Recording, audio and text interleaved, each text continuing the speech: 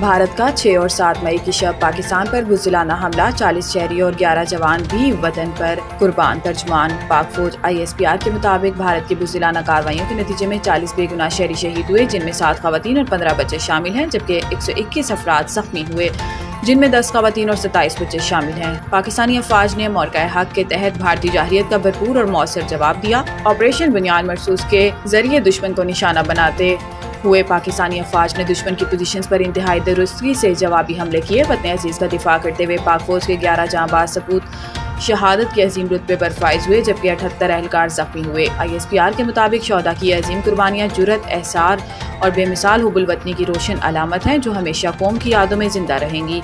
पाकिस्तानी मुसल्लह अफवाज और पूरी कौम शोहदा को सलामी अकीदत पेश करती है और जख्मियों की जल्द सेहतयाबी के लिए दुआ गो है। कौम दुश्मन की हर जाहिरियत के खिलाफ पुरज़म है और कोई गलत फहमी ना रहे। पाकिस्तान की खुद मुख्तारी और सरहदों की हुर्मत पर कोई समझौता नहीं किया जाएगा।